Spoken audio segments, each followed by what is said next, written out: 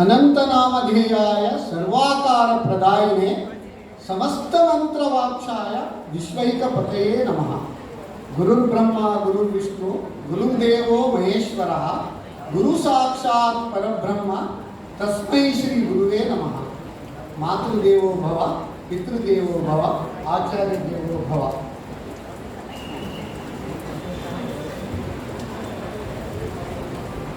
ಮಾತಾಡಲಿಕ್ಕೆ ತುಂಬ ವಿಷಯ ಇದೆ, ಮಾತಾಡಲಿಕ್ಕೆ ತುಂಬ ಮನಸ್ಸು ಇದೆ. ಆದರೆ ಈ ಭವ್ಯ ಭಾರತೀಯ ಪರಂಪರೆಯ ಈ ಸಂಸ್ಕೃತಿಯನ್ನು ಬಿಂಬಿಸುವ ನಿಮ್ಮ ಈ ಎಲ್ಲ ಸಾಹಿತ್ಯ ಸಂಗೀತ ಹಾಗೂ ಈ ನೃತ್ಯ, ನಮ್ಮ ಭವ್ಯ ಭಾರತ ಮಾತೆಯ ಒಂದು ಕೂಡ ನೃತ್ಯ ನೋಡಿ ನಾನು ಮೂಕವಿಸ್ಮಿತನಾಗಿದ್ದೇನೆ. ಕಳೆದ 1.5 ಗಂಟೆ ನಿಜವಾಗಿ ಒಂದು ಉತ್ತಮ ರೀತಿಯಲ್ಲಿ ನಾನು ಒಂದು ವ್ಯಯಿಸಿದ್ದೇನೆ ಅಂತ ಹೇಳಲಿಕ್ಕೆ ಬಹಳ ಒಂದು ಹೆಮ್ಮೆ ಆಗ್ತದೆ.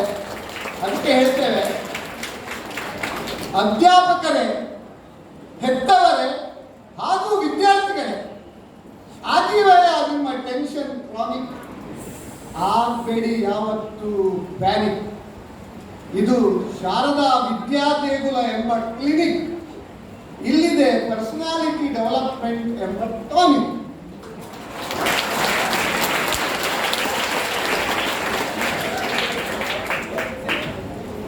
ನಾಲ್ಕು ಗೋಡೆಗಳ ಮಧ್ಯೆ ಅನೇಕ ವಿದ್ಯಾಸಂಸ್ಥೆಗಳಿರ್ಬೋದು, ವಿದ್ಯಾಭ್ಯಾಸವನ್ನು ನೀಡ್ತಾರೆ. ಆದರೆ ಜ್ಞಾನ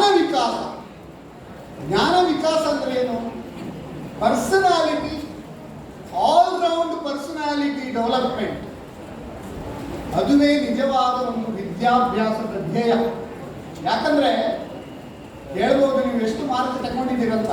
ಮೊನ್ನೆ SSLC PUC ಎಕ್ಸಾಮಲ್ಲಿ ಎಲ್ಲರಿಗೂ 600ರಲ್ಲಿ 600 ಎಷ್ಟೋ ಜನರಿಗೆ ಸಿಕ್ಕಿದೆ. ನಾವು ಕೂಡ ನಮ್ಮ ಒಂದು 2-3 ಕಾರ್ಯಕ್ರಮದಲ್ಲಿ ಆನರ್ ಮಾಡಿದ್ದೇನೆ. 600ರಲ್ಲಿ 600 ಬಂದಿದೆ. 2-3 ಸಾರಿ ಗುಟ್ಟಲ್ಲಿ ಕೇಳಿದೆ, ಸತ್ಯ ಹೇಳು, ನಿಮಗೆ ಸಿಕ್ಕಿದ್ದ ಕೊಟ್ಟಂತ ಮಾರ್ಕ್ 600 ಅಂತ ಹೇಳಿ. ಯಾಕಂತ ಹೇಳಿದರೆ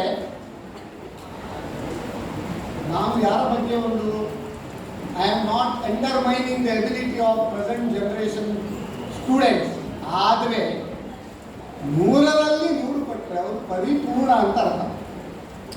ಯಾವಾಗ ನಮ್ಮ ಮನಸ್ಸಿನಲ್ಲಿ ನಾನು ಪರಿಪೂರ್ಣ ಅಂತ ಬಂತು, ಆವಾಗ ನಮಗೆ ಒಂದು ಅಹಂಕಾರ ಬರ್ತದೆ.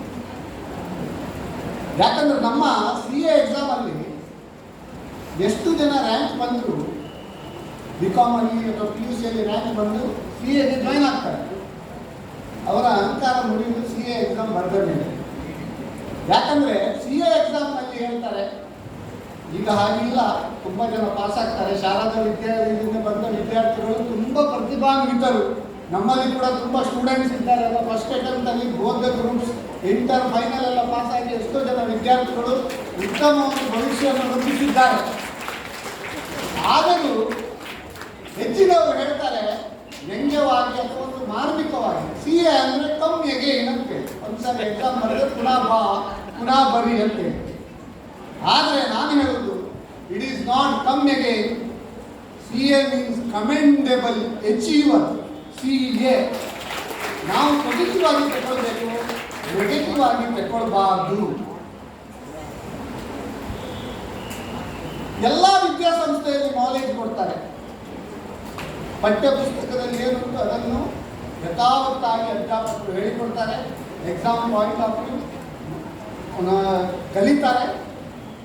ಎಕ್ಸಾಮಲ್ಲಿ ಒಳ್ಳೆ ರ್ಯಾಂಕ್ ಬರ್ತಾರೆ, ಮಾರ್ಕ್ಸ್ ಬರ್ತಾರೆ. ಹೊರ ಜಗತ್ತಿಗೆ ಹೋದ ಮೇಲೆ ಕೇವಲ ನಿಮ್ಮ ನಿಮ್ಮ ರ್ಯಾಂಕ್, ಪಠ್ಯ ಪುಸ್ತಕದ ರ್ಯಾಂಕ್ ಸಾಕಾಗುವುದಿಲ್ಲ. ನಿಮ್ಮ ಉಳಿದ ಎಕ್ಸ್ಟ್ರಾ ಕರಿಕ್ಯುಲರ್, ಕರಿಕ್ಯುಲರ್ ಈ ಆಕ್ಟಿವಿಟಿ ಕೂಡ ತುಂಬ ಒಂದು ಉಪಯೋಗಕ್ಕೆ ಬರ್ತದೆ. ಯಾಕಂದರೆ ಯಾವುದೇ ಒಂದು ಮನುಷ್ಯ ನಾಲೆಜ್ ಪಡ್ಕೊಂಡ್ರೆ ಆ application of knowledge is called wisdom. Unless you apply your knowledge, it will not be converted into wisdom. ಅದಕ್ಕೆ ಹೇಳ್ತಾರೆ ಸುಭಾಷಿತಕಾರ, ಯಾವ ರೀತಿಯಲ್ಲಿ ನಾವು ನಾಲೆಜನ್ನು ವಿಸ್ಡಮ್ ಆಗಿ ಕನ್ವರ್ಟ್ ಮಾಡಬಹುದು ಅಂತ. ಪುಷ್ಪೇ ಗಂಧಂ ತಿಲೇ ತೈಲಂ ಕಾಷ್ಟೇ ಪಯಸಿ ಘ್ನತಂ ಇಕ್ಷೌ ಗುಣಂ ತಥಾ ದೇಹೆ ಪಶ್ಯಾತ್ಮಾನಂ ವಿವೇಕತಃ ಅಂತೇಳಿ ಸುಭಾಷಿತಕಾರ ಹೇಳ್ತಾರೆ. ಇಲ್ಲಿ ತುಂಬ ಸಂಸ್ಕೃತ ಅಧ್ಯಾಪಕರು ಕೂಡ ಇದ್ದಾರೆ ಶಾರದಾ ವಿದ್ಯಾಲಯದಲ್ಲಿ. ಸಂಸ್ಕೃತ ಯಾಕಂದರೆ ವಿದ್ಯಾಸಂಸ್ಥೆಯ ಸುಸಂಸ್ಕೃತ ತುಂಬ ಸಂಸ್ಕೃತ ಅಧ್ಯಾಪಕರಿದ್ದಾರೆ. ಏನಾದರೂ ಹೇಳುವುದರಲ್ಲಿ ತಪ್ಪಿದ್ರೆ ಕ್ಷಮೆ ಇರಲಿ. ಯಾವ ರೀತಿ ನಾಲೆಜ್ ಅನ್ನು ವಿಸ್ಡಮ್ ಆಗಿ ನಾವು ಕನ್ವರ್ಟ್ ಮಾಡ್ಬೋದು. ಪುಷ್ಪೇ ಗಂಧಂ, ನಾವು ಹೂವಿನಲ್ಲಿರುವ ಆ ಸುವಾಸನೆಯನ್ನು ಅಂದರೆ ಏನಂತಾರೆ ಆ ಒಂದು ಫ್ರಾಗ್ರೆನ್ಸ್ ಅಂತ ಹೇಳ್ತಾರೆ. ಆ ಫ್ರಾಗ್ರೆನ್ಸ್ ಅನ್ನು ನಾವು ಎಕ್ಸ್ಟ್ರಾಕ್ಟ್ ಮಾಡಬೇಕು. ಈಗ ನಾವು ಅನೇಕ ವಿಶ್ ಮಾಡ್ತೇವೆ, ಬರ್ತ್ಡೇ ವಿಶ್ ಮಾಡ್ತೇವೆ, ಮದುವೆ ವಿಶ್ ಮಾಡ್ತೇವೆ, ದೊಡ್ಡ ದೊಡ್ಡ ಬುಕ್ಕೆ ಕೊಡ್ತೇವೆ. ಅದಕ್ಕೆ ಪರಿಮಳವೂ ಇಲ್ಲ, ವಾಸನೆಯೂ ಇಲ್ಲ, ಬಣ್ಣ ಮಾತ್ರ ಇರುವುದು ಅಲ್ವಾ. ಪರಿಮಳದ ಇದು ಮಲ್ಲಿಗೆ ಹೂವು ಮುಡಿಲಿಕ್ಕೆ ಕೂಡ ಜನರಿಗೆ ಭಾರಿ ಬೇಜಾರಾಗ್ತದೆ. ಯಾಕಂದರೆ ಎಲ್ಲಿಯಾದ್ರೂ ಕೂದಲು ಡೈ ಮಾಡಿದ್ರೆ ಹಾಳಾಗ್ತದ ಅಥವಾ ಏನಾದರೂ ಒಂದು ಅದು ಬಾಡ್ತದ ಅಂತೇಳಿ ಅಂಥ ಒಂದು ಪರಿಸ್ಥಿತಿ. ಆದರೆ ಹೂವಿನಿಂದ ಅದರ ಒಂದು ಫ್ರಾಗ್ರೆನ್ಸ್ ಅದನ್ನು ಎಕ್ಸ್ಟ್ರಾಕ್ಟ್ ಮಾಡಬೇಕು. That is knowledge to wisdom. ಪುಷ್ಪೇ ಗಂಧಂ ತಿಲೇ ತೈಲಂ, ಎಳ್ಳಿನಿಂದ ನಾವು ಎಳ್ಳೆಣ್ಣೆಯನ್ನು ತೆಗಿಬೇಕು. ಕೊಬ್ಬರಿಯಿಂದ ತೆಂಗಿನೆಣ್ಣೆ ತೆಗಿಬೋದು, ಸ್ವಲ್ಪ ಜಾಸ್ತಿ ಒಣಗಿಸಿದ್ರೆ ಸ್ವಲ್ಪ ಕಷ್ಟಪಟ್ಟರೆ ಸ್ವಲ್ಪ ಪಶೆ ಅದು ಬರ್ತದೆ ತೆಂಗಿನೆಣ್ಣೆ. ಆದರೆ ಎಳ್ಳಿನಿಂದ ಎಳ್ಳೆಣ್ಣೆ ತೆಗೆದಷ್ಟು ಸುಲಭ ಉಂಟಾ?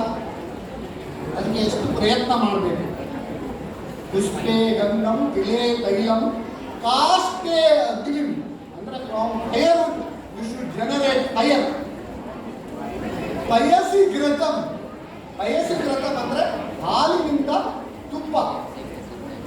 ಹಾಲನ್ನು ಹೆಪ್ಪು ಹಾಕಿ ಮೊಸರು ಮಾಡಿ, ಮೊಸರನ್ನು ಕಡೆದು ಮಜ್ಜಿಗೆ ಮಾಡಿ, ಅದರಿಂದ ಬೆಣ್ಣೆಯನ್ನು ತೆಗೆದು ಆ ಬೆಣ್ಣೆಯನ್ನು ಬಿಸಿ ಮಾಡಿದರೆ ಮಾತ್ರ ತುಪ್ಪ ಬರುವುದು. ಅದಕ್ಕೆ ಪುರಂದರದಾಸರು ಹೇಳ್ತಾರೆ ಮಜ್ಜಿಗೆಯೊಳಗಿನ ಬೆಣ್ಣೆಯಂತೆ ಅಂತ ಹೇಳಿ. ಅಂದರೆ ಮಜ್ಜಿಗೆ ಒಳಗಿನ ಬೆಣ್ಣೆ ಅಂದರೆ ಅಷ್ಟು ಕಷ್ಟ ಉಂಟು. ಎಲ್ಲ ಕಡೆದು ಆಮೇಲೆ ಈಚೆ ಮಜ್ಜಿಗೆ ಆಚೆ ಬೆಣ್ಣೆ, ಆ ಬೆಣ್ಣೆಯನ್ನು ಬಿಸಿ ಮಾಡಿದರೆ ತುಪ್ಪ ಬರ್ತದೆ. ಅದಕ್ಕೆ ಕೂಡ ನಮ್ಮ ಎಫರ್ಟ್ ಬೇಕು. ಅದೇ ರೀತಿ ಪಯಸಿ ಘೃತಂ ಇಕ್ಷೌ ಗುಣಂ ಅಂದರೆ ಕಬ್ಬಿನಿಂದ ಬೆಲ್ಲ ಅಥವಾ ಸಕ್ಕರೆ. ನೋಡಲಿಕ್ಕೆ ಭಾರಿ ಸುಲಭ, ಕಬ್ಬಿನಿಂದ ಬೆಲ್ಲ ಸಕ್ಕರೆ. ಎಷ್ಟು ಕಷ್ಟ ಉಂಟು ಕಬ್ಬಿನಿಂದ ಒಂದು ಬೆಲ್ಲ ಮಾಡೋದು ಅಥವಾ ಸಕ್ಕರೆ ಮಾಡೋದು.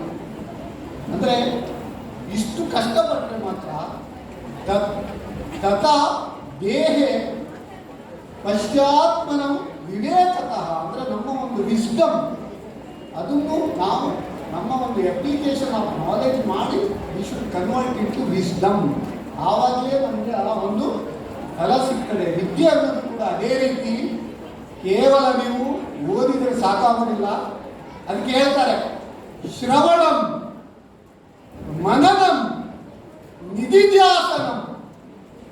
ಶ್ರವಣಂ ಕ್ಲಾಸಿನಲ್ಲಿ ಅಧ್ಯಾಪಕರು ಹೇಳಿದ್ದು ಕೇಳಬೇಕು. ಈಗ ಆನ್ಲೈನ್ ಕ್ಲಾಸಲ್ಲಿ ಕೂಡ ಕೇಳ್ತೇವೆ, ಎಲ್ಲ ಕಡೆಯಲ್ಲೂ ಕೇಳ್ತೇವೆ. ಮನನಂ ಅವರು ಹೇಳಿದ ಪಾಠವನ್ನು ನಾವು ಮನನ ಮಾಡಬೇಕು. ನಾವು ಕೂಡ ಅದನ್ನು ಸ್ಟಡಿ ಮಾಡಿ ಕರೆಕ್ಟ್ ಅದನ್ನು ತಿಳ್ಕೊಳ್ಬೇಕು. ನಿಧಿಧ್ಯಾಸನಂ ಅದರಲ್ಲಿ ಸಂಶೋಧನೆ.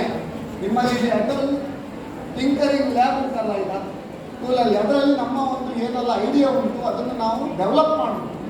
ಅದು ನಿಧಿಧ್ಯಾಸನ. ಅದು ಮಾಡಿದರೆ ಮಾತ್ರ ಸಾಕ್ಷಾತ್ಕಾರ ನಮಗೆ ಆ ವಿದ್ಯಾ ಲಕ್ಷ್ಮಿ ಒಲಿತಾಳೆ. ಆ ಸರಸ್ವತಿ ದೇವಿ, ಆ ಶಾರದ ಮಾತೆ ಒಲಿತಾಳೆ ಅಂತ ಹೇಳಲಿಕ್ಕೆ ಬಹಳ ಒಂದು ಸಂತೋಷ ಆಗ್ತದೆ. ವಿದ್ಯೆಗೆ ನಾವು ಯಾಕೆ ಮಹತ್ವ ಕೊಡಬೇಕು? ವಿದ್ಯೆ ಬಗ್ಗೆ ತುಂಬ ಸುಭಾಷಿತ ಉಂಟು, ತುಂಬ ವಿಷಯ ಉಂಟು. ಆದರೆ ವಿದ್ಯೆಗೆ ನಾವು ಮಹತ್ವ ಯಾಕೆ ಕೊಡಬೇಕಂತ ಹೇಳಿದರೆ ನ ಚೋರ ಹಾರ್ಯಂ ನ ರಾಜ ಹಾರ್ಯಂ ನ ಭ್ರಾತೃ ಭಾಜ್ಯಂ ನ ಭಾರಕಾರಿ ವ್ಯಯೇ ಕೃತೆ ವರ್ಧತೆ ನಿತ್ಯಂ ವಿದ್ಯಾಧನಂ ಸರ್ವಧನ ಪ್ರದಾನಂ. ಅಂದರೆ ನಾವು ಎಣಿಸ್ತೇವೆ ಒಂದು ಕಾಸು ಮಾಡಿಬಿಟ್ರೆ ಚಿನ್ನ ಬಂದು ಜಾಗ ಮಾಡಿದ್ದೇವೆ ಅಥವಾ ಏನಾದರೂ ಒಂದು ಸಂಪಾದನೆ ಮಾಡಿದ್ರೆ ನಾವು ಏನೋ ತುಂಬ ಧನವಂತರು ಬಂದ್ವಿ. ಧನವಂತರು ಅವರಲ್ಲ. ಧನವಂತರು ಯಾವುದು? ಪುಸ್ತಕದಿಂದ ಮಸ್ತಕದಲ್ಲಿ ಇಟ್ಟುಕೊಳ್ಳುವನು ಧನವಂತನು. ಅದಕ್ಕೆ ಹೇಳ್ತಾರೆ ನ ಚೋರ ಹಾರ್ಯಂ, ವಿದ್ಯೆಯನ್ನು ಕಳ್ಳ ಕದೀಲಿಕ್ಕಾಗುವುದಿಲ್ಲ. ನ ರಾಜ ಹಾರ್ಯಂ, ಈಗ ರೋಡ್ ಮಾಡ್ತಾರೆ ನೋಡಿ, ಎಲ್ಲ ಜಾಗ ಎಕ್ವೈರ್ ಮಾಡ್ತಾರೆ, ಆದರೆ ವಿದ್ಯೆಯನ್ನು ಯಾರು ಎಕ್ವೈರ್ ಮಾಡಲಿಕ್ಕೆ ಆಗುವುದಿಲ್ಲ. ಈ ಪುರಾಣಿಕರ ಹತ್ರ ಸ್ವಲ್ಪ ನಾಲೆಜ್ ಜಾಸ್ತಿ ಇದೆ, ಸ್ವಲ್ಪ ಎಕ್ವೈರ್ ಮಾಡುವಂಥ ಗವರ್ಮೆಂಟ್ನವರು ಹೇಳಿದ್ರೆ ಅದು ಸಾಧ್ಯ ಇಲ್ಲ. ನ ಚೋರ ಹಾರ್ಯಂ ನ ರಾಜ ಹಾರ್ಯಂ ನ ಭ್ರಾತೃ ಭಾಗ್ಯಂ, ಅಣ್ಣ ತಮ್ಮಂದಿರಲ್ಲಿ ಈಗ ಅಕ್ಕ ತಂಗಿಯರು ಕೂಡ ಪಾಲಿದೆ, ಅದರಲ್ಲಿ ಪಾಲು ಮಾಡಲಿಕ್ಕೆ ಪಾರ್ಟಿಷನ್ ಮಾಡಲಿಕ್ಕೆ ಆಗುವುದಿಲ್ಲ. ನ ಭಾರಕಾರಿ, ಈಗ ನೀವು ಶಾಲೆಗೆಲ್ಲ ಬರುವಾಗ ತುಂಬ ಪುಸ್ತಕ ಬುತ್ತಿ ಅದೆಲ್ಲ ಬರೋದು ತುಂಬ ಭಾರ ಆಗ್ತದೆ, ಅದು ಬೇರೆ ವಿಷಯ. ಆದರೆ ವಿದ್ಯೆಯನ್ನು ನೀವು ಯಾವಾಗಲೂ ಪುಸ್ತಕದಿಂದ ಮಸ್ತಕದಲ್ಲಿಟ್ಟರೆ ಎಲ್ಲಿ ಹೋಗುವಾಗ ನೀವು ಟ್ರಕ್ ಬೇಡ, ಟ್ರಂಕ್ ಬೇಡ, ಏನು ಬೇಡ, ತಲೆಯಲ್ಲೇ ನೀವು ಇಟ್ಕೊಂಡು ಹೋಗ್ಬೋದು, ಅಥವಾ ಒಂದು ಪೆನ್ ಡ್ರೈವ್ ಇಟ್ಕೊಂಡು ಹೋಗ್ಬೋದು.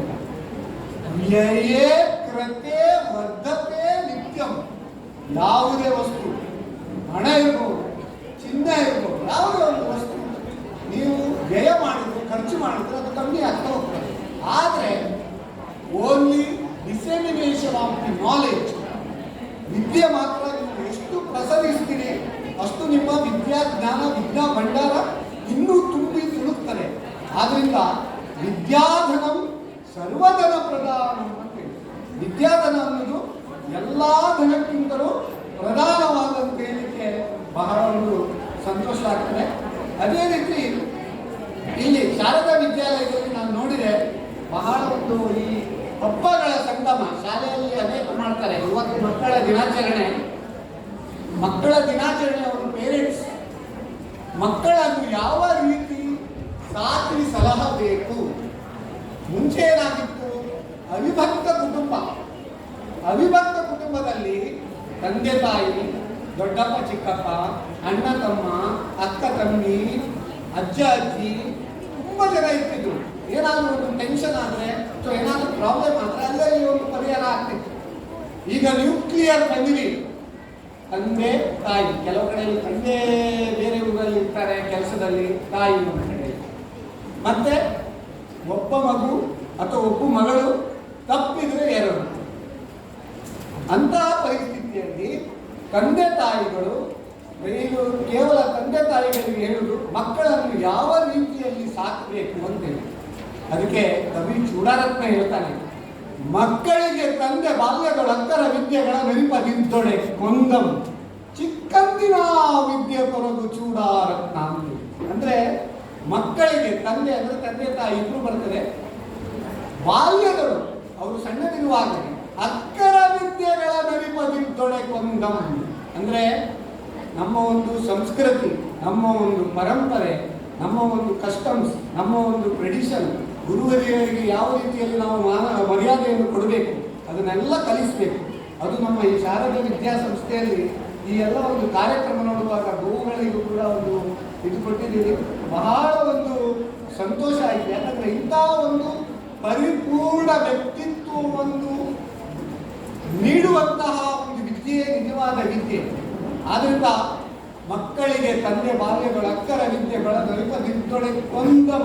ಆವಾಗಲೇ ಈ ಪೇರೆಂಟ್ಸ್ ಹೆತ್ತವರು ಅವರ ಭವಿಷ್ಯವನ್ನು ನಾವೇ ಕೊಂದಂತೆ. ಚಿಕ್ಕಂದಿನ ವಿದ್ಯೆ ಕೊರಗು ಚೂಡಾರತ್ನ, ಗಿಡವಾಗಿ ಬಗ್ಗದ್ದು ಮರವಾಗಿ ಬಗ್ಗುವುದಿಲ್ಲ. Which cannot be cut when it is a seed or sapling, it cannot be cut when it grows as a tree ಅಂತ ಹೇಳ್ತಾರೆ.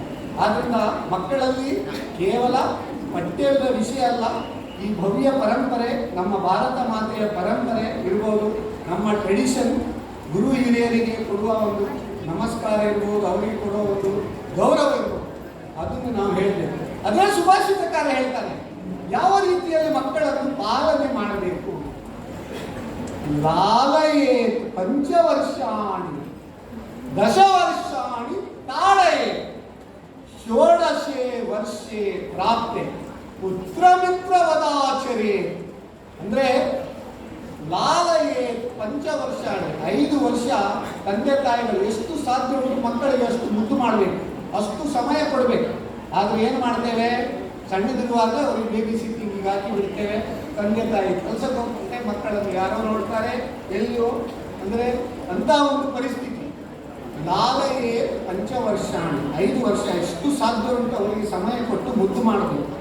ದಶವರ್ಷಾಣಿ ತಾಳೆಯೇ 6ರಿಂದ 16 ವರ್ಷದವರೆಗೆ ಅವರಿಗೆ ಬುದ್ಧಿ ಕೊಟ್ಟಾದ್ರೂ ಬುದ್ಧಿ ಹೇಳಬೇಕು ಅಥವಾ ಕಿವಿ ಹಿಡಿದಾದ್ರೂ ಬುದ್ಧಿ ಹೇಳಬೇಕು. ಮುಂಚೆ ಹೇಗಿತ್ತಂದ್ರೆ ಶಿಕ್ಷೆಯಿಂದ ಶಿಕ್ಷಣ ಆಯಿತು, ಈಗ ನಮಗೆ ಶಿಕ್ಷಣವೇ ಶಿಕ್ಷೆ ಆಗಿದೆ. ಶಿಕ್ಷೆ ಇಲ್ಲದಿದ್ದರೆ ಶಿಕ್ಷಣವನ್ನು ಕರೆಕ್ಟ್ ಕಲಿಯಲಿಕ್ಕೆ ಆಗುವುದಿಲ್ಲ. ಶಿಕ್ಷೆಯಿಂದಲೇ ಶಿಕ್ಷಣ.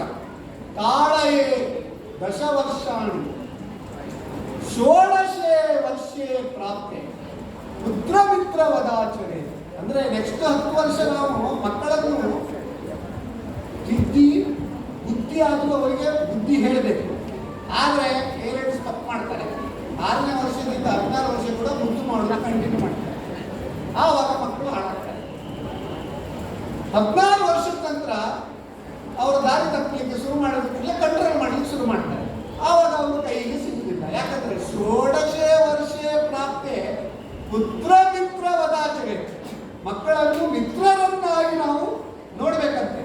ಸೊ ಆದ್ರಿಂದ ಯಾವುದೇ ಒಂದು ನೀವು ಮಕ್ಕಳನ್ನು ಪಾಲನೆ ಮಾಡುವಾಗ ಈ ಒಂದು ತತ್ವ ಅಥವಾ ಈ ಒಂದು ಫಿಲಾಸಫಿಯನ್ನು ಮಾಡಿದರೆ ನಿಜವಾಗಿ ಮಕ್ಕಳು ದಾರಿ ತಪ್ಪಲಿಕ್ಕೆ ಸಾಧ್ಯವೇ ಇಲ್ಲ ಅಂತ ನಾನು ಹೇಳ್ತೇನೆ. ಯಾವ ರೀತಿಯಲ್ಲಿ ಮಕ್ಕಳು ವಿದ್ಯಾಭ್ಯಾಸ ಮಾಡಬೇಕು? ಶಾಲೆಯಲ್ಲಿ ಬರ್ತಾರೆ, ಬೆಳಗ್ಗಿಂದ ಸಾಯಂಕಾಲದವರೆಗೆ ಎಷ್ಟು ಸಮಯ ಮಾತಾಡ್ತಾರೆ? 5 ನಿಮಿಷ.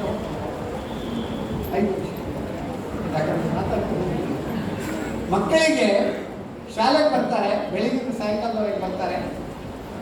ಸಾಯಂಕಾಲದವರೆಗೆ ಬಂದು ಕಲಿತು ಆಮೇಲೆ ಮನೆಗೆ ಹೋಗ್ತಾರೆ. ಸಾಯಂಕಾಲ ಕೂಡ ಬೋರ್ಮಿಟ ಪ್ರೋಟೀನ್ ಎಕ್ಸ್ ಕುಡಿತಾರೆ. ಆಮೇಲೆ ಪುನಃ ಅವರು TV ಕಾರ್ಟೂನ್ ನೋಡಲಿಕ್ಕೆ ಶುರು ಮಾಡಿದ ಕೂಡ ತಾಯಿ ಬರೋದು ಎಲ್ಲಿಗೆ ಟ್ಯೂಷನಿಗೆ ಹೋಗುವ. ಹಾಗಾದ್ರೆ ಬೆಳಗ್ಗೆಯಿಂದ ಸಾಯಂಕಾಲದವರೆಗೆ ಶಾಲೆಯಲ್ಲಿ ಏನು ಮಾಡಿದ್ರು? ಅದಕ್ಕೆ ನಾನು ಹೇಳುದು, ಮಾವನ ಮಗಳನ್ನೇ ಮದುವೆಯಾಗುವುದೆಂದು ನಿಶ್ಚಯವಾದ ಮೇಲೆ ಊರಿನ ಹುಡುಗಿಯರನ್ನು ನೋಡುವುದು ಯಾಕೆ? ಅಂದ್ರೆ ನಿಮಗೆ ಒಳ್ಳೆಯ ಶಾಲೆಗೆ ನೀವು ಹಾಕಿದ ಮೇಲೆ ಮತ್ತೆ ಪುನಃ ಟ್ಯೂಷನ್ಗೆ ಯಾಕೆ ಹೋಗುದು? ಆದ್ದರಿಂದ ಒಳ್ಳೆಯ ಒಂದು ಅಂದ್ರೆ ನೀವು ಟ್ಯೂಷನ್ಗೆ ಹೋಗುವ ಅಗತ್ಯವಿಲ್ಲ ಅಂತೇಳಿ ಇದರ ಒಂದು ಭಾವನೆ. ಸೊ ಆದ್ರಿಂದ ಇಲ್ಲಿ ಶಾರದಾ ವಿದ್ಯಾಲಯದಲ್ಲಿ ನೀವು ಹಾಕಿದ್ರೆ ನಿಮಗೆ ಪಾಠ ಇರ್ಬೋದು ಅಥವಾ ಪಠ್ಯದ ವಿಷಯ ಇರ್ಬೋದು, ಅದು ನಿಮಗೆ ಇಲ್ಲಿಯೇ ಅವರು ಮನನ ಮಾಡ್ತಾರೆ. ನೀವು ಪುನಃ ಒಂದು ಟ್ಯೂಷನ್ಗೆ ಹೋಗುವ ಅಗತ್ಯವಿಲ್ಲ ಅಂತೇಳಿ ಇದರ ಒಂದು ತಾತ್ಪರ್ಯ. ಅದೇ ರೀತಿ ಈ ವಿದ್ಯಾರ್ಥಿಗಳಿಗೆ ಒಂದು ಕಿವಿ ಮಾತು, ಹೆಚ್ಚಿನವರು ಸೋಷಿಯಲ್ ಮೀಡಿಯಾದಲ್ಲಿ ಜಾಸ್ತಿ ಟೈಮ್ ವೇಸ್ಟ್ ಮಾಡ್ತಾರೆ. ಬೇಕು, ಎಲ್ಲವೂ ಬೇಕು. ಅತಿಯಾದರೆ ಎಲ್ಲವೂ ವಿಷ, ಅಮೃತವೂ ಕೂಡ ವಿಷ ಅಂತೆ. ಸ್ವಲ್ಪ ಎಷ್ಟು ಬೇಕೋ ಅಷ್ಟಲ್ಲಿ ನೀವು ಅದರಲ್ಲಿ ಬೇಕು, ಆದರೆ ಇಡೀ ದಿನ ಸೋಷಿಯಲ್ ಮೀಡಿಯಾದಲ್ಲಿ ಇರಬಾರ್ದು. ಏನು ಹೇಳ್ತಾರೆ? ಕಾಕಚೇಷ್ಟ ಬಕೋಧ್ಯಾನಂ ಶ್ವಾನನಿದ್ರ ಅಲ್ಪಾಹಾರಿ ಗೃಹತ್ಯಾಗಿ ವಿದ್ಯಾರ್ಥಿ ಪಂಚಲಕ್ಷಣ ಅಂತ. ಈ 5 ಲಕ್ಷಣಗಳನ್ನು ನೀವು ಅಳವಡಿಸಿಕೊಂಡರೆ ನಿಜವಾಗಿ ನಾನು ಹೇಳಿದಾಗೆ ಶ್ರವಣಂ ಮನನಂ ನಿಧಿಧ್ಯಾಸನಂ ಆವಾಗ ಸಾಕ್ಷಾತ್ಕಾರ ಮಾಡುವುದರಲ್ಲಿ ಯಾವುದೇ ಒಂದು ಸಂದೇಹವಿಲ್ಲ. ಬಹಳ ಒಂದು ಉತ್ತಮ ಒಂದು ಈ ಒಂದು ಇವತ್ತಿನ ಒಂದು ಈ ರಂಗದಲ್ಲಿ ಎಲ್ಲ ಮಕ್ಕಳ ಒಂದು ಭವ್ಯ ಒಂದು ಅವರ ಒಂದು ಸಾಂಸ್ಕೃತಿಕ ಹಿನ್ನೆಲೆ ಇರ್ಬೋದು, ಅವರ ಒಂದು ಇದು ಪ್ರದರ್ಶನ ನೋಡಿದ್ದು ಬಹಳ ಒಂದು ಸಂತೋಷ ಆಯಿತು. ಅದಕ್ಕೆ ಹೇಳ್ತೇವೆ ನೋಡಿ, ಸಾಹಿತ್ಯ ಸಂಗೀತ ಕಲಾ ವಿಹೀನ ಸಾಕ್ಷಾತ್ ಪಶು ಪುಚ್ಚ ವಿಷಾಣಹೀನ ತೃಣನ್ನ ಖಾದನ್ನಪಿ ಜೀವಮಾನ ತದ್ಭಾಗದೇಯಂ ಪರಮಂ ಪಶೂನಾಂ ಅಂತ. ಅಂದರೆ ಸಾಹಿತ್ಯ, ಸಂಗೀತ ಹಾಗೂ ಕಲೆ ಇದರಲ್ಲಿ ಯಾರಿಗೆ ಅಭಿರುಚಿ ಇಲ್ಲ ಅವನು ಸಾಕ್ಷಾತ್ ಪಶು ಅಂತೆ. ಪಶುವಿಗೇನು ಕೊಂಬು ಮತ್ತೆ ಬಾಲ ಉಂಟು, ಮನುಷ್ಯನಿಗೆ ಕೊಂಬು ಮತ್ತೆ ಬಾಲ ಇಲ್ಲ. ಅದೇ ರೀತಿ ಇನ್ನೊಂದೇನಂತಂದ್ರೆ ತೃಣನ್ನ ಖಾದನ್ನಪಿ, ಅಂದರೆ ಗೋವುಗಳಿರ್ಬೋದು ಅಥವಾ ಪಶುಗಳು ಹುಲ್ಲು ತಿಂತಾರೆ, ಆದರೆ ಮನುಷ್ಯ ಹುಲ್ಲು ತಿನ್ನುವುದಿಲ್ಲ. ಮನುಷ್ಯ ಹುಲ್ಲು ತಿನ್ನದೇ ಇರುವುದು ಪ್ರಾಣಿಗಳ ಪರಮ ಭಾಗ್ಯ ಅಂತ. ಯಾಕಂದರೆ ಒಂದು ವೇಳೆ ಮನುಷ್ಯ ಹುಲ್ಲು ತಿನ್ನದಿದ್ದರೆ ಪ್ರಾಣಿಗಳು ಮಣ್ಣು ತಿನ್ನಬೇಕಿತ್ತಂತೇಳಿ. ಸೊ ಯಾಕಂದರೆ ಮನುಷ್ಯ ಅಷ್ಟು ಏನು ಹೇಳ್ತಾರೆ, ಒಂದು ಸ್ವಾರ್ಥಿ. ಈಗ ನಾನು ಈಗ ಹೇಳಿದೆ, ಇಲ್ಲಿ ಹೇಳಿದ ಪ್ರಕಾರ 49% ಹುಡುಗರು, 51% ಹುಡುಗಿಯರು ಅಂತ ಹೇಳಿದ್ರು ನಮ್ಮ ಪುರಾಣಿಕರು. ಅದಕ್ಕೆ ಒಂದು ಹೇಳ್ತಾನೆ, ಸ್ಕಂದ ಪುರಾಣದಲ್ಲಿ ಹೇಳ್ತಾರೆ, ದಶಪುತ್ರ ಸಮಾಕನ್ಯ ಅಂದ್ರೆ ಒಂದು ಹುಡುಗಿ ಸಾಕುವುದು 10 ಜನ ಹುಡುಗರನ್ನು ಸಾಕಿದಂತೆ. ಆದ್ರಿಂದ ಹುಡುಗಿ ಆಗಿದ್ರಂತೆ ಯಾವ ರೀತಿಯಲ್ಲಿ ನೀವು ಒಂದು ಟೆನ್ಷನ್ ಮಾಡ್ಬೇಕಂತಿಲ್ಲ. ದಶಪುತ್ರ ಸಮಾಕನ್ಯ ಅಂತ ಇವತ್ತು ಹೇಳಿದಲ್ಲ, ಅಂದ ಆ ಕಾಲದಲ್ಲಿ ಸ್ಕಂದ ಪುರಾಣದಲ್ಲಿ ಕೂಡ ಹೇಳಿದ್ದಾರೆ. ಮುಂಚೆ ಹೇಳ್ತಿದ್ರು ಉದ್ಯೋಗಂ ಪುರುಷ ಲಕ್ಷಣ ಅಂತೇಳಿ, ಪುರುಷ ಪ್ರಧಾನವಾದ ಸಮಾಜದಲ್ಲಿ ಈಗ ಮಹಿಳೆಯರು ಎಲ್ಲ ವಿಷಯದಲ್ಲಿ ಮುಂಚೂಣಿಯಲ್ಲಿದ್ದಾರೆ.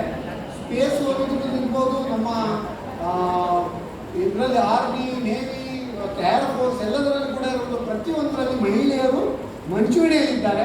ಆದ್ದರಿಂದ ನಾವು ಉದ್ಯೋಗಂ ಪುರುಷ ಲಕ್ಷಣ ಇದ್ದದನ್ನು ನಾವು ಉದ್ಯೋಗಂ ಮನುಜ ಲಕ್ಷಣ ಅಂತ ನಾವು ಅದನ್ನು ಚೇಂಜ್ ಮಾಡಬೇಕಾಗ್ತದೆ ಈಗಿನ ಪರಿಸ್ಥಿತಿಯಲ್ಲಿ. ಕೊನೆಯದಾಗಿ ಬಹಳ ಒಂದು ಉತ್ತಮ ಒಂದು ಏನು ಹೇಳ್ತಾರೆ, ಒಂದು ಪ್ಲ್ಯಾಟ್ಫಾರ್ಮ್, ಇಂಥ ಒಂದು ವಿದ್ಯಾಲಯದಲ್ಲಿ ಕಲಿಯುವುದು ಕೂಡ ನಿಜವಾಗಿ ಒಂದು ಹೆಮ್ಮೆ. ಭಾರತಾಂಬೆಯ ಮಡಿಲಲ್ಲಿ ಜನ್ಮಿಸಿದ ನಾವೆಲ್ಲ ಧನ್ಯರು. ಈ ಶಾರದಾ ವಿದ್ಯಾಲಯದಲ್ಲಿ ಕಲಿಯುತ್ತಿರುವ ನೀವೆಲ್ಲರೂ ಅನನ್ಯರು ಅಂತ ಹೇಳ್ತಾ ಈ ಒಂದು ಉತ್ತಮ ಒಂದು ಸಂಭ್ರಮ, ದೀಪಾವಳಿ ಹಾಗೂ ಗೋಪೂಜೆ, ಮಕ್ಕಳ ದಿನಾಚರಣೆ ಹಾಗೂ ಅಖಂಡ ಭಾರತ ಮಾತೆಯ ಪೂಜೆಯನ್ನು ಮಾಡಿದ್ದೀವಿ. ನಿಜವಾಗಿ ಮಕ್ಕಳಿಗೆ ಇದು ನಮ್ಮ ಒಂದು ಭವ್ಯ ಭಾರತದ ಒಂದು ಸಂಸ್ಕೃತಿಯನ್ನು ಹೇಳಿದ್ದೀವಿ. ಕೊನೆಯ ಒಂದು ಶ್ಲೋಕ ಶಿಕ್ಷಕರ ಬಗ್ಗೆ ಹೇಳಲಿಕ್ಕೆ, ಯಾವಾಗ ಒಂದು ಸುಭಾಷಿತ ಇರುವಾಗ ಚತುಷ್ಪದಿ ಇರ್ತಾರೆ, ಆದರೆ ಇವತ್ತು ನಾನು ಶಿಕ್ಷಕರ ಬಗ್ಗೆ ಒಂದು ಆ್ಯಡ್ ಮಾಡಿ ಪಂಚಪದಿ ಮಾಡಿ ಮುಗಿಸ್ತೇನೆ. ಪರೋಪಕಾರಾಯ ಫಲಂತಿ ವೃಕ್ಷಾಃ, ಪರೋಪಕಾರಾಯ ದುಹಂತಿ ಗಾವಃ, ಪರೋಪಕಾರಾಯ ವಹಂತಿ ನದ್ಯಃ, ಪರೋಪಕಾರಾರ್ಥಂ ಇದಂ ಶರೀರಂ. ಆದರೆ ಅದನ್ನು ನಾವು ಆ್ಯಡ್ ಮಾಡಬೇಕು. ಪರೋಪಕಾರಾಯ ಫಲಂತಿ ವೃಕ್ಷಾಃ, ನಮ್ಮ ಗಿಡದ ಮರವನ್ನು ನಡುವುದು ಯಾಕಂದರೆ ನೆರಳು ಕೊಡ್ತವೆ ಅಥವಾ ಫಲವನ್ನು ಕೊಡ್ತೇವೆ. ಪರೋಪಕಾರಾಯ ದುಹಂತಿ ಗಾವಃ, ಗೋವುಗಳನ್ನು ನಾವು ಸಾಕುವುದು ಯಾಕೆಂದರೆ ಅದು ನಮಗೆ ಹಾಲು ಕೊಡ್ತದೆ. ಮತ್ತು ಅದು ಆಕ್ಸಿಜನ್ ತಗೊಂಡು ಆಕ್ಸಿಜನ್ ಬಿಡುವ ಪ್ರಾಣಿ ಇದ್ದರೆ ಗೋವು ಮಾತ್ರ. ಅದೇ ರೀತಿ ಪರೋಪಕಾರಾಯ ವಹಂತಿ ನದ್ಯ, ನದಿಗಳನ್ನು ಜೀವ ನದಿ ಅಂತ ಹೇಳ್ತಾರೆ. ನದಿಗೆ ನಾವು ಬಾಗಿನವನ್ನು ಕೂಡ ಅರ್ಪಿಸುತ್ತೇವೆ, ಯಾಕಂದರೆ ಅದು ನಮ್ಮ ಜೀವ ನದಿ, ಅದು ಪರೋಪಕಾರಕ್ಕಾಗಿ ಹರಿಯುವುದು. ಅದೇ ರೀತಿ ಪರೋಪಕಾರಾಯ ಶಿಕ್ಷತಿ ಶಿಕ್ಷಕ, ಪರೋಪಕಾರಾಯ ಶಿಕ್ಷತಿ ಶಿಕ್ಷಕ. ಈ ಶಿಕ್ಷಕರು ಕೂಡ ಪರೋಪಕಾರಕ್ಕಾಗಿ ಶಿಕ್ಷಣವನ್ನು ನೀಡ್ತಾ ಇದ್ದಾರೆ. ಆದ್ದರಿಂದ ಪರೋಪಕಾರಾರ್ಥಂ ಇದಂ ಶರೀರಂ ಅಂತ ಹೇಳ್ತಾ, ಎಲ್ಲರೂ ಇಂದಿನ ಈ ಒಂದು ಉತ್ತಮ ಕಾರ್ಯಕ್ರಮ ವೀಕ್ಷಣೆ ಮಾಡಿದ್ದೀರಿ. ಇಲ್ಲಿ ಫಿಸಿಕಲಿ ಕೂಡ ಇದ್ದೀರಿ, ಮತ್ತು ನಮ್ಮ ಪ್ಲ್ಯಾಟ್ಫಾರ್ಮಲ್ಲಿ ಎಲ್ಲ ನಮ್ಮ ಜಗತ್ತಿನಾದ್ಯಂತ ಕೂಡ ಎಲ್ಲ ನೋಡ್ತಾ ಇದ್ದೀರಿ. ಎಲ್ಲ ವಿದ್ಯಾರ್ಥಿಗಳಿಗೂ, ಪೋಷಕರಿಗೂ, ಅಧ್ಯಾಪಕ ವೃಂದದವರಿಗೂ ಈ ದೀಪಾವಳಿ ಹಬ್ಬದ ಹಾಗೂ ಅಖಂಡ ಭಾರತ ಮಾತೆಯ ಒಂದು ನಾವು ಒಂದು ಪೂಜೆ ಮಾಡಿದ್ದೇವೆ. ನಾವು ಅಖಂಡ ಭಾರತ ಮಾತೆಗೆ ನಮಿಸುತ್ತಾ ನನ್ನ 2 ಮಾತನ್ನು ಮುಗಿಸ್ತೇನೆ. ಬೋಲೋ ಭಾರತ್ ಮಾತಾ ಕಿ ಜೈ.